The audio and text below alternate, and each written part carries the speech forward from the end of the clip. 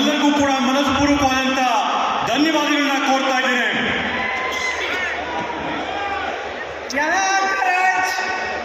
मुझे बहुत गर्व महसूस हो रहा है. ಇವತ್ತಿಲ್ಲಿ ನನಗೆ ಬಂದು ಅತ್ಯಂತ ಸಂತೋಷ ಆಗ್ತಾ ಇದೆ ಈ ಕಾರ್ಯಕ್ರಮದಲ್ಲಿ ಭಾಗವಹಿಸಿ.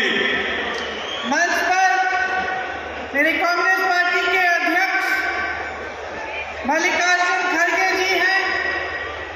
ವೇದಿಕೆ ಮೇಲೆ ನಮ್ಮ ಅಖಿಲ ಭಾರತ ಕಾಂಗ್ರೆಸ್ ಪಕ್ಷದ ಅಧ್ಯಕ್ಷರಾದಂತ ಶ್ರೀ ಮಲ್ಲಿಕಾರ್ಜುನ ಖರ್ಗೆ ಜಿ ಅವರಿದ್ದಾರೆ, जिनका मैं अपार आदर करती हूँ.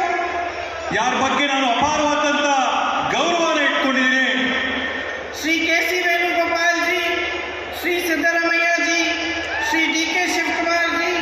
ವೇದಿಕೆ ಮೇಲೆ ಆಸೀನರಾಗಿರ್ತಕ್ಕಂಥ ಎಲ್ಲ ಗಣ್ಯರು, ಶ್ರೀ ಕೆ.ಸಿ. ವೇಣುಗೋಪಾಲ್ ಜಿ ಅವರು, ಶ್ರೀ ಡಿ.ಕೆ. ಶಿವಕುಮಾರ್ ಸಾಹೇಬರು, ಸಿದ್ದರಾಮಯ್ಯ ಅಣ್ಣನವರು, श्री रणदीप सुरजेवाला जी, कांग्रेस की कार्य समिति के तमाम सदस्य, कांग्रेस पार्टी महान ऐतिहासिक सभा में मौजूद हैं. ವೇದಿಕೆ ಮೇಲೆ ಆಸೀನರಾಗಿರ್ತಕ್ಕಂಥ ಎಲ್ಲ ಗಣ್ಯಾತಿ ಗಣ್ಯರು, ಕಾಂಗ್ರೆಸ್ ಪಕ್ಷದ ಎಲ್ಲ ಹಿರಿಯ ಮುಖಂಡರುಗಳು, ನಾಯಕರು, ಕಾರ್ಯಕರ್ತರು, ವಿಶೇಷವಾಗಿ ಇಲ್ಲಿ ಬಂದಿರತಕ್ಕಂಥ ಕರ್ನಾಟಕ ರಾಜ್ಯದ ಮೂಲೆ ಮೂಲೆಗಳಿಂದ ಕಾಂಗ್ರೆಸ್ ಪಕ್ಷದ ಕಾರ್ಯಕರ್ತರು, ತಮ್ಮೆಲ್ಲರಿಗೂ ಕೂಡ ನಾನು ಅನಂತ ಅಭಿನಂದನೆಗಳನ್ನ ಸಲ್ಲಿಸ್ತೇನೆ. मैं आप सबका बहुत बहुत स्वागत करती हूँ और एक बार फिर धन्यवाद देती हूँ कि आप सब बैठे रहे और ध्यान से सुन रहे हैं. देखिए, ये जो धरती है आपकी, इस धरती पर पूरे देश के देशवासियों का गर्व है. ಈ ಒಂದು ಬೆಳಗಾವಿಯ ಪುಣ್ಯ ಭೂಮಿ ಏನಿದೆ, ಈ ಒಂದು ದೇಶದ ಬೆಳಗಾವಿಯ ಪುಣ್ಯ ಭೂಮಿ ಈ ಭಾರತ ದೇಶದ ಹೆಮ್ಮೆಯ ಭೂಮಿಯಾಗಿದೆ. कांग्रेस पार्टी और उसके सदस्यों के लिए ये एक पवित्र भूमि है. ಕಾಂಗ್ರೆಸ್ ಪಕ್ಷ ಮತ್ತೆ ಅದರ ಎಲ್ಲ ಸದಸ್ಯರಿಗೆ ಈ ಬೆಳಗಾವಿಯ ಭೂಮಿ ಪವಿತ್ರವಾದಂತಹ ಭೂಮಿ, ಪುಣ್ಯ ಭೂಮಿಯಾಗಿದೆ. यहाँ श्री लोकमान्य तिलक जी ने होम रूल लीग का आंदोलन शुरू किया.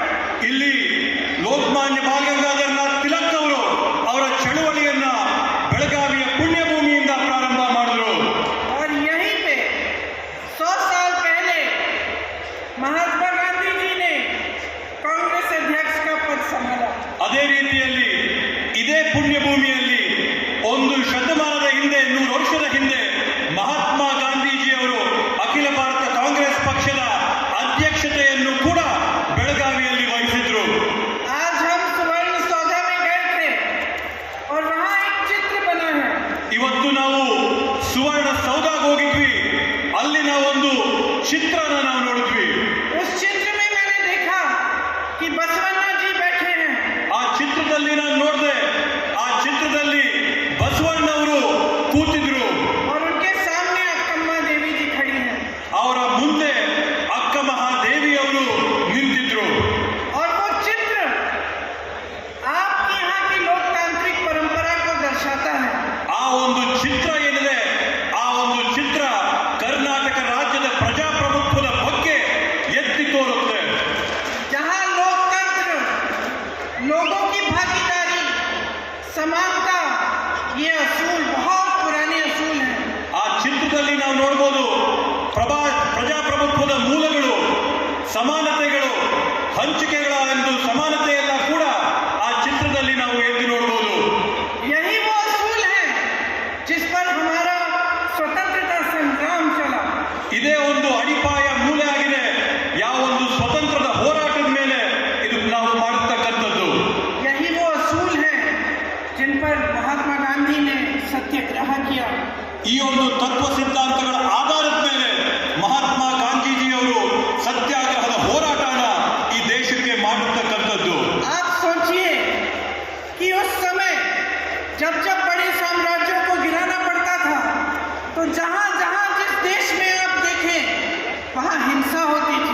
ತಾವು ನೋಡಿ, ಹಿಂದಿನ ಕಾಲದಲ್ಲಿ ಯಾವುದಾದ್ರೂ ಒಂದು ದೊಡ್ಡ ಸಾಮ್ರಾಜ್ಯನ ಕದಡಬೇಕಂದ್ರೆ, ಬೀಳಿಸಬೇಕಂದ್ರೆ ಅದರಲ್ಲಿ ದೊಡ್ಡ ಮಟ್ಟದಲ್ಲಿ ಹಿಂಸಾಚಾರ ಆಗ್ತಾ ಇತ್ತು, ರಕ್ತ ಹರಿತಾ ಇತ್ತು, खून की नदियां बहती थी. ರಕ್ತದ ನದಿಗಳು, ಸಮುದ್ರಗಳು ಹರಿತಾ ಇದ್ವು. और हमारा ये स्वतंत्रता संग्राम ಆದ್ರೆ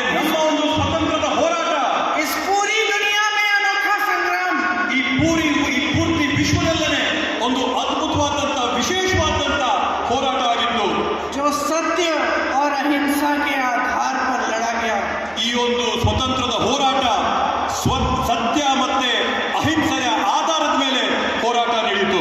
जिसमें महात्मा गांधी, ಯಾವುದರಲ್ಲಿ जवाहरलाल नेहरू जी, सरदार पटेल जी, अंबेडकर जी, जिसमें तमाम जो स्वतंत्रता सेनानी थे, उन्होंने कहा कि तुम हिंसा करो, हम नहीं करेंगे, तुम मारो, हम हाथ नहीं उठाएंगे, हम लड़ेंगे सत्य के आधार पर, अहिंसा के आधार पर, और हम इसी आधार पर तुम्हें शिकस्त देंगे.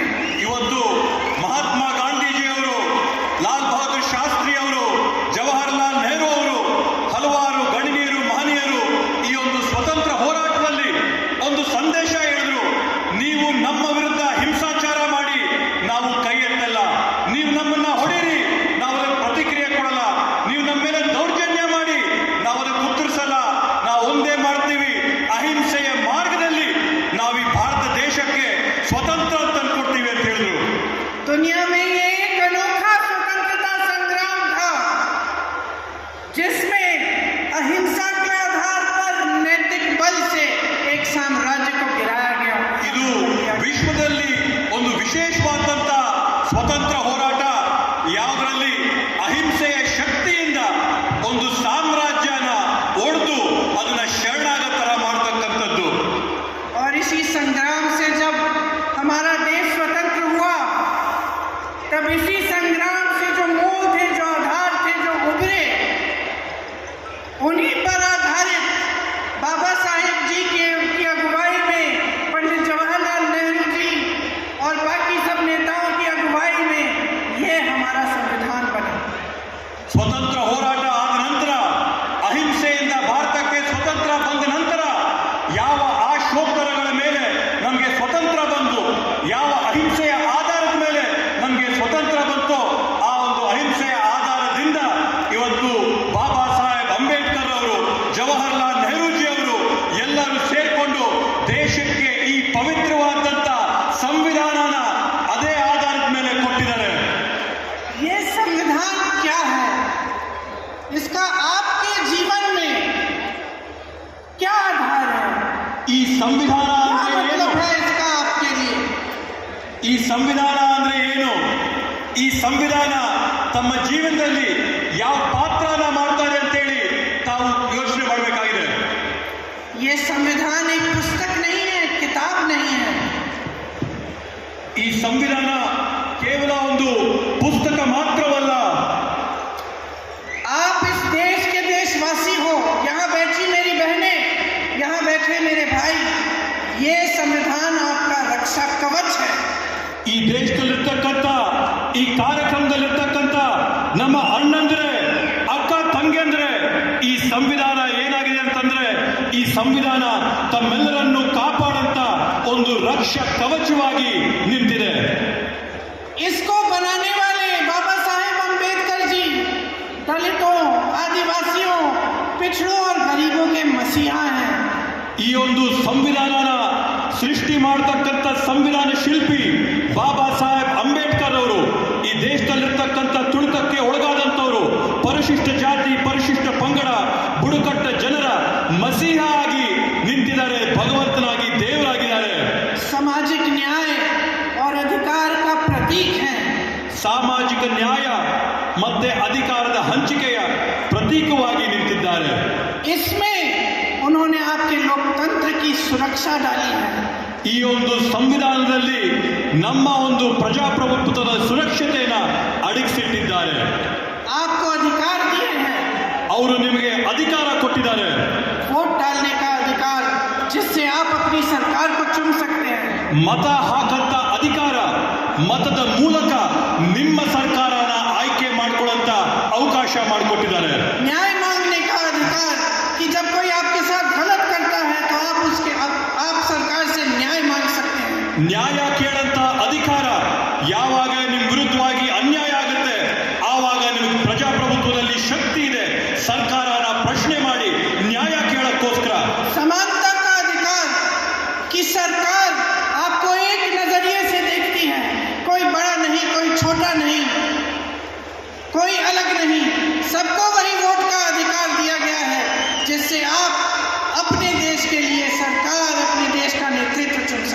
ಸಮಾನತೆಯ ಅವಕಾಶ ಇದೆ. ಈ ಒಂದು ಸಂವಿಧಾನದ ಮೂಲಕವಾಗಿ ನಾವು ದೇಶದಲ್ಲಿ ಸಮಾನತೆಯನ್ನ ಕೇಳಬಹುದು. ಯಾರೊಬ್ರು ದೊಡ್ಡವರು ಚಿಕ್ಕವರು, ಸಾಹುಕಾರರು ಬಡವರು, ಹಿಂದುಳಿದವರು ಮುಂದುವರೆದವರು ಅಂದೆ ನಾವೆಲ್ಲರೂ ಕೂಡ ಸಮಾನವಾಗಿರಬೇಕು. ಸಮಾನ ಸಮಾಜದ ಸೃಷ್ಟಿಗೆ ನೀವು ಸರ್ಕಾರನ ಪ್ರಶ್ನೆ ಮಾಡಬಹುದು. और मैं कह सकती हूँ भाई और बहनों कि बहुत सरकारें आई हैं, बहुत सरकारें गई हैं. ಮತ್ತೆ ನಾನು ಹೇಳ್ತೀನಿ ಅಣ್ಣ ತಮ್ಮಂದ್ರೆ, ಸಾಕಷ್ಟು ಸರ್ಕಾರಗಳನ್ನ ನಾವು ಬಂದಿರತಕ್ಕಂಥದ್ದನ್ನ ನೋಡಿದೀವಿ, ಹೋಗಿರ್ತಕ್ಕಂಥದ್ದನ್ನ ನೋಡಿದೀವಿ. और ये सिर्फ कांग्रेस की सरकारें नहीं रही हैं. ಇವು ಬರೀ ಕಾಂಗ್ರೆಸ್ ಪಕ್ಷದ ಸರ್ಕಾರಗಳು ಮಾತ್ರ ಅಲ್ಲ, अनेक पार्टियों की सरकारें आई, ಹಲವಾರು ಪಕ್ಷಗಳ ಸರ್ಕಾರಗಳನ್ನ ನಾವು ನೋಡಿದೀವಿ. लेकिन आज तक ಆದ್ರೆ ಇವತ್ತವರೆಗೂ कोई ऐसी सरकार नहीं आई जिसका गृह मंत्री संसद में खड़े होकर बाबा साहेब अम्बेडकर का अपमान कर सके. ಆದ್ರೆ ಇವತ್ತವರೆಗೂ ಯಾವೊಂದು ಸರ್ಕಾರ ನಾವು ನೋಡಿಲ್ಲ. ಆ ಸರ್ಕಾರದಲ್ಲಿರ್ತಕ್ಕಂಥ ಗೃಹ ಸಚಿವರು ಅಮಿತ್ ಶಾ ಅವರು ಸಂಸತ್ತಲ್ಲಿ ನಿಂತು ಬಾಬಾ ಸಾಹೇಬ್ ಅಂಬೇಡ್ಕರ್ ಅವರ ನಿಂದನೆ ಅವಮಾನ ಮಾಡಿರ್ತಕ್ಕಂಥದ್ದನ್ನ ನಾವು ಯಾರು ಕೂಡ ಇವತ್ತವರೆಗೂ ನೋಡಿಲ್ಲ. आज तक कोई ऐसी सरकार नहीं रही जिनके मंत्री चुनाव में घूम घूम कर कह पाए कि हम इस संविधान को बदल डालेंगे. ಇವತ್ತವರೆಗೂ ದೇಶಾದ್ಯಂತ ನಾವು ಯಾವೊಂದು ಸರ್ಕಾರ ನೋಡಿಲ್ಲ, ಯಾವ ಸರ್ಕಾರದ ಮಂತ್ರಿಗಳು ದೇಶಾದ್ಯಂತ ಹೋರಾಡಿ ಭಾಷಣಗಳು ಮಾಡಿ ನಾವು ಸಂವಿಧಾನನ ಬದಲಾಯಿಸ್ತೀವಿ ಅಂತ ಹೇಳಂತ ಮಂತ್ರಿಗಳಿರಂತ ಸರ್ಕಾರ ನಾವು ನೋಡಿಲ್ಲ. और न कोई सोच सकता था कि इस स्वतंत्र भारत में दशकों गुजर गए, हमें स्वतंत्रता प्राप्त हुई और इस स्वतंत्र भारत की धरती पर खड़े होकर कोई कह सकता है कि हमें 1947 में स्वतंत्रता नहीं मिली. ಇವತ್ತು ಯಾರಾದ್ರೂ ಆಲೋಚನೆ ಮಾಡಬಹುದಾ ಈ ದೇಶದಲ್ಲಿ ಒಂದು ಮಾತು ಹೇಳಕ್ ಸಾಧ್ಯನಾ? 1947ನೇ ಇಸ್ವಿಯಲ್ಲಿ ನಮ್ಮೆಲ್ಲರ ಹೋರಾಟ, ಶ್ರಮ, ಬಲಿದಾನದಿಂದ ಈ ದೇಶಕ್ಕೆ ಸ್ವಾತಂತ್ರ್ಯ ಸಿಕ್ಕಿಲ್ಲ ಅನ್ನಂತ ಮಾತನ್ನ ಯಾರಾದ್ರೂ ಹೇಳಕ್ ಸಾಧ್ಯನಾ? किसी ने नहीं सोचा था कि इस तरह का अपमान सरकार की तरफ से आएगा. ನಾವು ಯಾರು ಕೂಡ ಯೋಚನೆ ಮಾಡಿರಲಿಲ್ಲ ಈ ರೀತಿಯಾದಂತ ಅವಮಾನಗಳು ಸರ್ಕಾರದ ಕಡೆಯಿಂದ ಬರುತ್ತೆ ಅಂತ ಹೇಳಿ. कि मंत्री संविधान को कमजोर करने की बात करेंगे. ಈ ಸರ್ಕಾರದ ಮಂತ್ರಿಗಳು ಸಂವಿಧಾನನ ಕ್ಷೀಣಿಸಂತ ಒಂದು ಪ್ರಯತ್ನನ ಮಾಡ್ತಾ ಇದ್ದಾರೆ.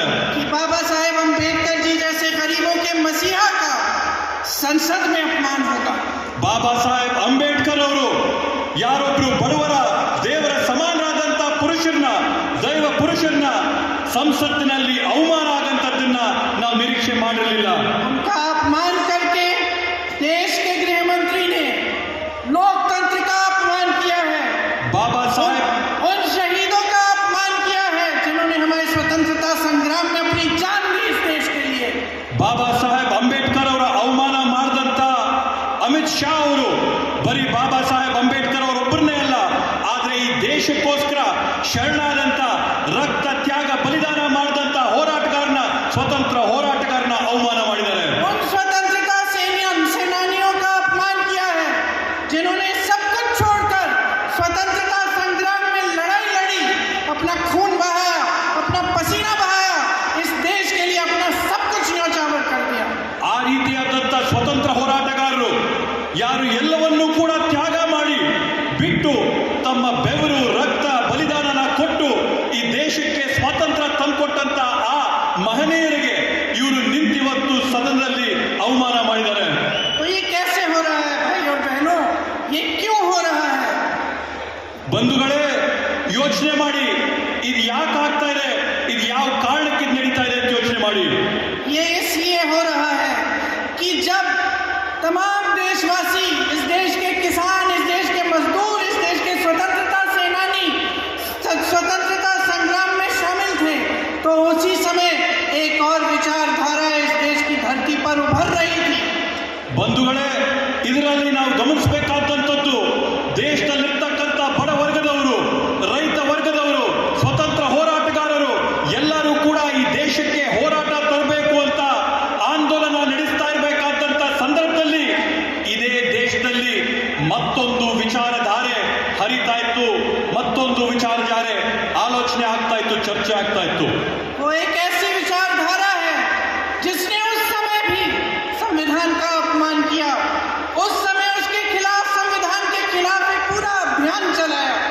ಅದು ಯಾವ ತರದ ವಿಚಾರಧಾರೆ ಅಂತಂದ್ರೆ ಆ ವಿಚಾರಧಾರೆ ಸ್ವತಂತ್ರದ ಸಮಯದಲ್ಲಿ ಕೂಡ ಸಂವಿಧಾನನ ವಿರೋಧ ಮಾಡಿದಂಥದ್ದು, ಸಂವಿಧಾನದಲ್ಲಿರ್ತಕ್ಕಂಥ ಅಂಶಗಳನ್ನ ತಿರಸ್ಕಾರ ಮಾಡಿದಂತ ಒಂದು ವಿಚಾರಧಾರೆ ಅಂದಿನಿಂದ ಕೂಡ ನಡ್ಕೊಂಡು ಬಂದಿರತಕ್ಕಂಥದ್ದು. मेरी बहनों, हम आज दशकों बाद महिलाओं के अधिकार की बात करते हैं. ये बात बाबा साहेब अम्बेडकर ने उस समय की थी. ನಮ್ಮ ಅಕ್ಕ ತಂಗಂದ್ರೆ ತಾಯಂದ್ರೆ ನಾವಿವತ್ತು ಕೂಡ ಇವತ್ತು ಆಧುನಿಕ ಭಾರತದಲ್ಲಿ ಮಹಿಳೆಯರ ಸಮಾನತೆ ಬಗ್ಗೆ ನಾವು ಚರ್ಚೆ ಮಾಡ್ತಾ ಇದ್ದೀವಿ. ಆದ್ರೆ ಅಂದಿನ ದಿನ ಬಾಬಾ ಸಾಹೇಬ್ ಅಂಬೇಡ್ಕರ್ ಅವರು ಮಹಿಳಾ ಸಮಾನತೆಯ ಬಗ್ಗೆ ಆವತ್ತೇ ಪ್ರಸ್ತಾಪ ಮಾಡಿದ್ರು. और उस समय जब बाबा साहेब अम्बेडकर ने ये बात की, तब आरएसएस की विचारधारा के लोगों ने उनके पुतले जलाए, उनके खिलाफ अभियान चलाया. ಅಂದಿನ ಸಂದರ್ಭದಲ್ಲಿ ಬಾಬಾ ಸಾಹೇಬ್ ಅಂಬೇಡ್ಕರ್ ಅವರು ಸಂವಿಧಾನದ ಮುಖಾಂತರವಾಗಿ ಮಹಿಳೆಯರ ಸಮಾನತೆ ಬಗ್ಗೆ ಮಾತಾಡಿದಾಗ ಆರ್ಎಸ್ಎಸ್ ಮತ್ತೆ ಆರ್ಎಸ್ಎಸ್ ನ ಅಂಗ ಸಂಸ್ಥೆಗಳು ಬಾಬಾ ಸಾಹೇಬ್ ಅವರ ಅಂಬೇಡ್ಕರ್ ಅವರ ಪುತ್ಥಳಿಗಳಿಗೆ ಬೆಂಕಿ ಹಚ್ಚಿ ಅದನ್ನ ಸುಟ್ಟು ಬೀದಿಗಳಲ್ಲಿ ಹಾಕಿದ್ರು. क्योंकि बीजेपी की पैदाइश ही यही विचारधारा है, यहीं से उभरी है बीजेपी. इसीलिए आज भाजपा के नेता, भाजपा की सरकारें हमारे संविधान बाबा साहेब अम्बेडकर जी का अपमान खुलेआम कर रहे हैं. ಈ ರೀತಿಯಾದಂತಹ ವಿಚಾರಧಾರೆಗಳಿಂದ, ಈ ರೀತಿಯಾದಂತಹ ಆಲೋಚನೆಗಳ ತತ್ವ ಸಿದ್ಧಾಂತಗಳಿಂದ ಹುಟ್ಟಿದಂತ ಬಿಜೆಪಿ ಪಕ್ಷ ಆದ್ರಿಂದನೇ ಈ ಒಂದು ಸಂವಿಧಾನನ ಸತತವಾಗಿ ವಿರೋಧ ಮಾಡಿಕೊಂಡು ಬರ್ತಾ ಇರತಕ್ಕಂಥದ್ದು. ಆದ್ರಿಂದಾನೇ ಅವರು ಇವತ್ತು ಕೂಡ ಸದನದಲ್ಲಿ ನಿಂತು ಸಂವಿಧಾನದ ಅವಮಾನ ಮಾಡ್ತಾ ಇರತಕ್ಕಂಥದ್ದು.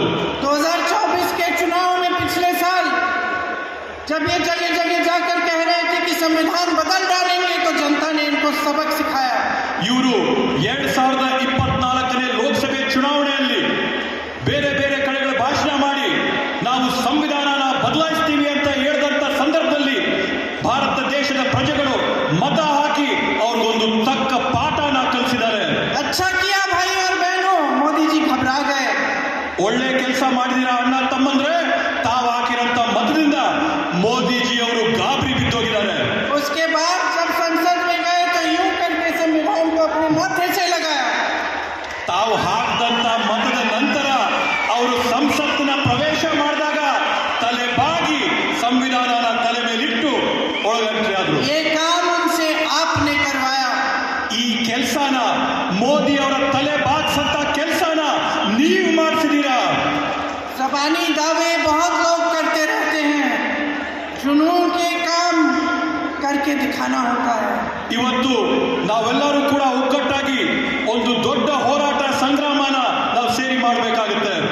लेकिन ये नहीं कर सकते ಆದ್ರೆ ಇದು ಅವ್ರ ಕೈಯಲ್ಲಿ ಸಾಧ್ಯವಿಲ್ಲ. क्योंकि इनका जुनून ही कुछ और है. ये देश नहीं है, ये संविधान नहीं है, इस देश का लोकतंत्र नहीं है, इस देश की जनता नहीं है. ಯಾಕಂದ್ರೆ ಇವತ್ತು ಬಿಜೆಪಿಯವರ ಉದ್ದೇಶನೇ ಬೇರೆ ಇದೆ. ಅವ್ರಿಗೆ ಈ ದೇಶ ಬೇಕಾಗಿಲ್ಲ, ಈ ಸಂವಿಧಾನ ಬೇಕಾಗಿಲ್ಲ, ಈ ದೇಶದಲ್ಲಿರ್ತಕ್ಕಂಥ ಪ್ರಜೆಗಳು ಬೇಕಾಗಿಲ್ಲ, ಯಾರು ಕೂಡ ಬೇಕಾಗಿಲ್ಲ. आज इस देश का प्रधानमंत्री, इस देश का गृह मंत्री इस संविधान के विरोधी हैं. ಇವತ್ತು ಭಾರತ ದೇಶದ ಪ್ರಧಾನಮಂತ್ರಿ, ಭಾರತ ದೇಶದ ಗೃಹ ಸಚಿವರು ಸಂವಿಧಾನ ವಿರೋಧಿಗಳಾಗಿದ್ದಾರೆ. क्योंकि इनकी विचारधारा के जो मूल विचार हैं, देश के जो मूल विचार हैं, उस पर हमला करती है. ಯಾಕಂತಂದ್ರೆ ಇವರ ಮೂಲ ಉದ್ದೇಶ ಇರ್ತಕ್ಕಂಥದ್ದು ಈ ದೇಶದ ತತ್ವ ಸಿದ್ಧಾಂತ, ಈ ದೇಶದ ಅಡಿಪಾಯದ ಮೇಲೆ ಇವತ್ತವರು ಒಂದು ಹಲ್ಲೆ ಮಾಡಬೇಕು, ಆಕ್ರಮಣ ಮಾಡಬೇಕು ಅಂತೇಳಿ. इस देश की विविधता, इस देश के विभिन्न रीति रिवाज, खान पान और उपासना के तौर तरीके पर हमले करते हैं. ಈ ದೇಶದ ವಿಭಿನ್ನತೆ, ನಮ್ಮಲ್ಲಿರ್ತಕ್ಕಂಥ ವೈವಿಧ್ಯತೆ, ಇವೆಲ್ಲಗಳ ಮೇಲೆ ಹಲ್ಲೆ ಮಾಡಬೇಕು, ಇವೆಲ್ಲದರ ಮೇಲೆ ಆಕ್ರಮಣ ಮಾಡಿಸಬೇಕು, ಇವೆಲ್ಲವನ್ನು ಮುಗಿಸಬೇಕು ಅನ್ನೋಂಥ ಉದ್ದೇಶ. ये संविधान के विरोधी इसलिए हैं क्योंकि इनका संगठन और इनके आदर्श पुरुष हमारे संविधान और तिरंगे का उपहास करते हैं. ಇವರು ಸಂವಿಧಾನದ ವಿರೋಧಿಗಳು ಯಾಕಾಗಿದ್ದಾರೆ ಅಂತಂದ್ರೆ ಇವರ ಸಂಸ್ಥೆನ ಪ್ರಾರಂಭ ಮಾಡಿದಂತ ಸ್ಥಾಪಕರು ಅವರು ಸಂವಿಧಾನದ ವಿರೋಧಿಗಳಾಗಿದ್ರು, ತ್ರಿವರ್ಣ ಧ್ವಜದ ವಿರೋಧಿಗಳಾಗಿದ್ರು. कभी इसे विदेशी कहते हैं, कभी इसे अशुभ बताते हैं, कभी इसे विदेशी कहते हैं, कभी इसे अशुभ बताते हैं. ಒಂದೊಂದು ಸರಿ ಇದು ಸರಿ ಇಲ್ಲ ಅಂತ ಹೇಳ್ತಾರೆ, ಮತ್ತೊಂದು ಮತ್ತೊಂದು ಸರಿ ಇದು ಅಶುಭವಾದಂಥದ್ದು ಅಂತ ಹೇಳ್ತಾರೆ. और जब ये पहली बार सत्ता में आए तो क्या किया इन्होंने, इनके नेताओं ने? ಇವರು ಮೊದಲನೇ ಬಾರಿ ಅಧಿಕಾರಕ್ಕೆ ಬಂದಾಗ ಇವ್ರು ಏನೇನ್ ಮಾಡಿದ್ರು?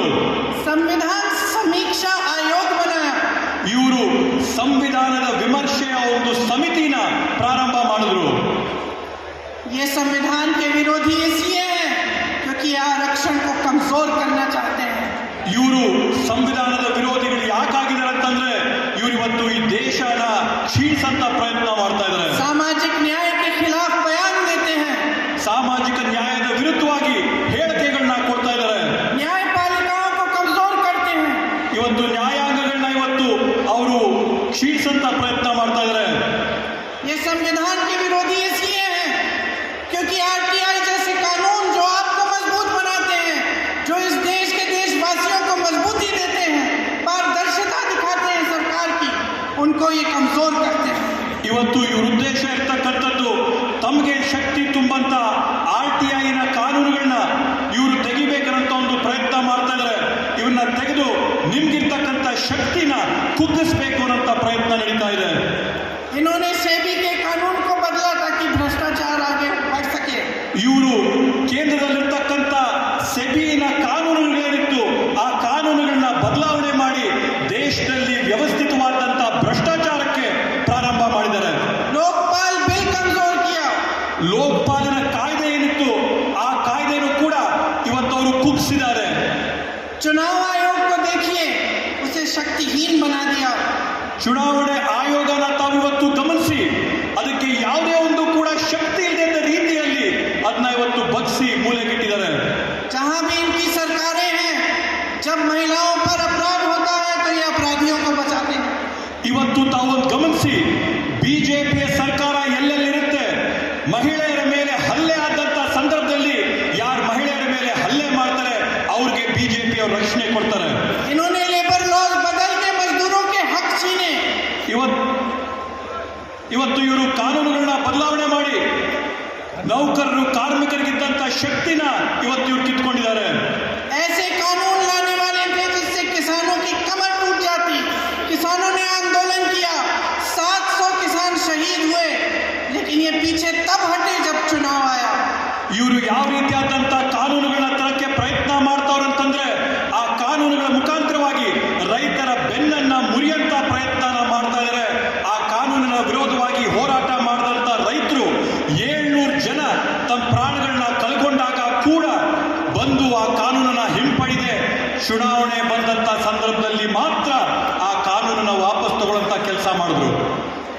इस सब से आपके जीवन के साथ क्या ताल्लुक है? आप सोचते होंगे कि ये राजनीतिक दल एक दूसरे पे आरोप लगाते रहते हैं कि कोई कहता है संविधान को कमजोर कर रहा है, तो हमें क्या मतलब है इस चीज से? ಇದರೆಲ್ಲದ್ರಿಂದನೂ ಕೂಡ ನೀವು ಯೋಚನೆ ಮಾಡ್ಬೋದು ನಮ್ಗೆ ಇದಕ್ಕೆ ಏನ್ ಸಂಬಂಧ ಬಂತು. ರಾಜಕೀಯ ಪಕ್ಷಗಳು ಅವ್ರ ಮಧ್ಯ ಹೋರಾಟ ಮಾಡ್ಕೊಳ್ತಾರೆ, ಚರ್ಚೆಗಳು ಮಾಡ್ಕೊತಾರೆ, ಬೇರೆ ಬೇರೆ ಕಾಯ್ದೆಗಳ ಬಗ್ಗೆ ಹೋರಾಟ ಮಾಡ್ತಾರೆ. ಈ ಹೋರಾಟಗಳಿಗೆ ನಮ್ಗೆ ಏನ್ ಸಂಬಂಧ ಇದೆ ಅಂತ ತಾವು ಯೋಚನೆ ಮಾಡ್ಬೋದು. क्योंकि इनकी हर नीति संविधान के खिलाफ है और हर नीति का असर आपके जिंदगी पे, आपके रोजाना के जीवन पे पड़ रहा है. ಯಾಕೆ ನಾವಿದ್ರ ಬಗ್ಗೆ ಯಾಕೆ ಚರ್ಚೆ ಮಾಡ್ತೀವಿ ಅಂತಂದ್ರೆ ಇವರ ಪ್ರತಿಯೊಂದು ಕ್ರಮ, ಪ್ರತಿಯೊಂದು ಹೆಜ್ಜೆ ಕೂಡ ಸಂವಿಧಾನದ ವಿರೋಧವಾಗಿದೆ. ಪ್ರತಿಯೊಂದು ಹೆಜ್ಜೆ ಕೂಡ ನಿಮ್ಮ ಒಂದು ಹಿತದ ವಿರೋಧವಾಗಿದೆ. ಪ್ರತಿಯೊಂದು ಹೆಜ್ಜೆ ಕೂಡ ನಿಮಗೆ ತೊಂದರೆ ಕೊಡೋ ರೀತಿಯಲ್ಲಿ ಇಡ್ತಾ ಇರೋದ್ರಿಂದ ನಾವೀ ಹೋರಾಟ ಮಾಡ್ತಾ ಇರ್ತಕ್ಕಂಥದ್ದು. देखिए, यहाँ कांग्रेस की सरकार है, आपकी बिजली बिल में 200 यूनिट आपको मुफ्त मिलता है. ನೋಡಿ, ಇವತ್ತು ಕರ್ನಾಟಕ ರಾಜ್ಯದಲ್ಲಿ ಕಾಂಗ್ರೆಸ್ ಸರ್ಕಾರ ಇದೆ. ಈ ಕಾಂಗ್ರೆಸ್ ಸರ್ಕಾರ ತಮ್ಮ ಪ್ರತಿಯೊಬ್ಬರಿಗೂ ಕೂಡ ವಿದ್ಯುತ್ತಿನ ಬಿಲ್ಲಲ್ಲಿ 200 ಯೂನಿಟ್ ಉಚಿತವಾಗಿ ಕೊಡ್ತಾ ಇದೆ. आप देश भर में जाइए, जहां जहां इनकी सरकारें हैं, पूरे देश भर में आप देखिए. मैं गई हूं उत्तर प्रदेश के गांव में, बिल उठा के किसान रोते हैं. देखिए दीदी, 50,000 का बिल आया है, 60,000 का बिल आया है, हमें तो बिजली ही नहीं मिली, बिल आया है. ನೀವು ಬೇಕಾದ್ರೆ ದೇಶಾದ್ಯಂತ ಎಲ್ಲಾದ್ರೂ ಓಡಾಡ್ರಿ, ಬಿಜೆಪಿ ಸರ್ಕಾರ ಇರಂತ ಯಾವ್ದಾದ್ರೂ ರಾಜ್ಯಕ್ಕೆ ಹೋಗಿ. ನಾನ್ ಖುದ್ದಾಗಿ ಓಡಾಡ್ಕೊಂಡು ಬಂದಿದ್ದೀನಿ. ಯುಪಿಗೆ ಹೋಗಿದ್ದೀನಿ. ಯುಪಿಯಲ್ಲಿ ರೈತರು ನಮಗೆ ತೋರಿಸ್ತಾರೆ ಇಲ್ಲಿನ ಸರ್ಕಾರ ನಮ್ಮ ಮೇಲೆ ಹೊರೆ ಆಗ್ತಾ ಇದೆ. 50,000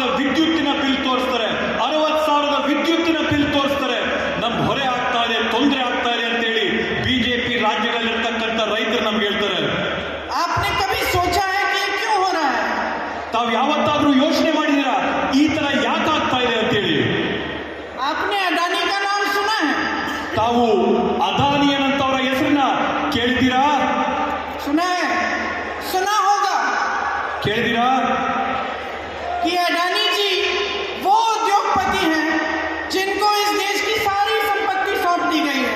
ಅದಾನಿ ಯಾವ ರೀತಿಯಾದಂತ ಬಂಡವಾಳಶಾಹಿ ಉದ್ಯಮಿ ಆಗಿದ್ದಾರೆ ಅಂತಂದ್ರೆ ಈ ದೇಶದ ಎಲ್ಲ ಸಂಪತ್ತು ಸಂಪನ್ಮೂಲಗಳನ್ನ ಅದಾನಿ ಅವ್ರ ಕೈಗೆ ಬಿಜೆಪಿ ಸರ್ಕಾರ और ಕೊಟ್ಟಿದೆ. जब हम संसद में चीखते चिल्लाते हैं कि इनके खिलाफ अमेरिका में केस है, उसकी जांच करो, तो हमारा मुंह बंद किया करने की कोशिश होती है। क्यों?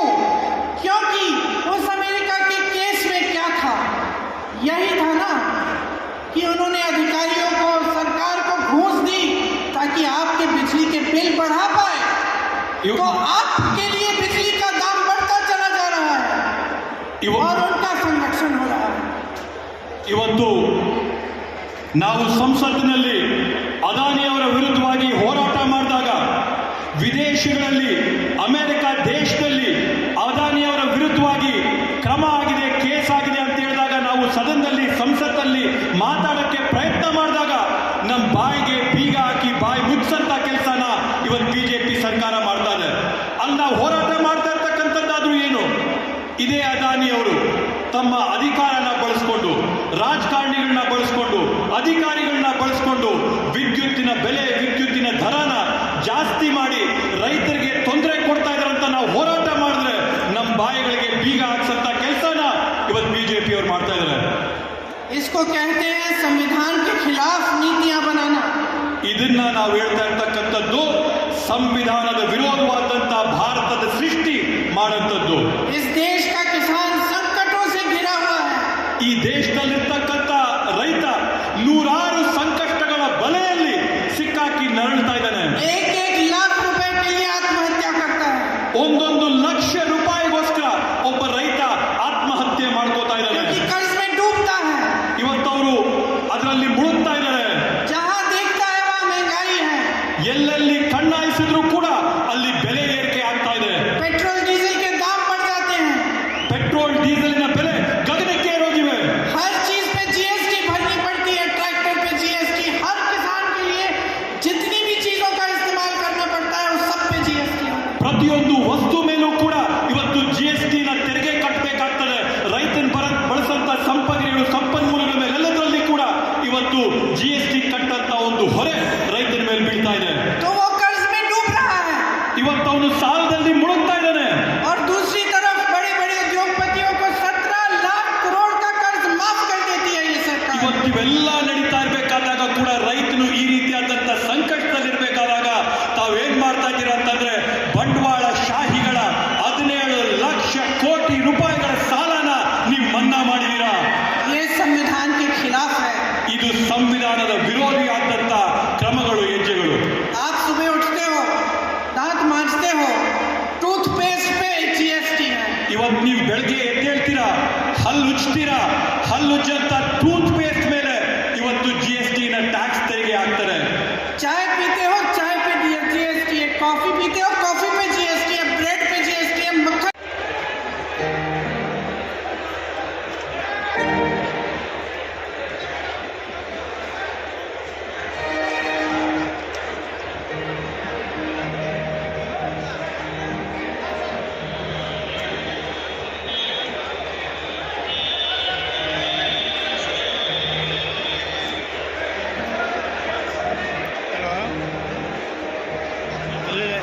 ಈ ಸಿದ್ದರಾಮಯ್ಯ ಸ್ಪೀಚ್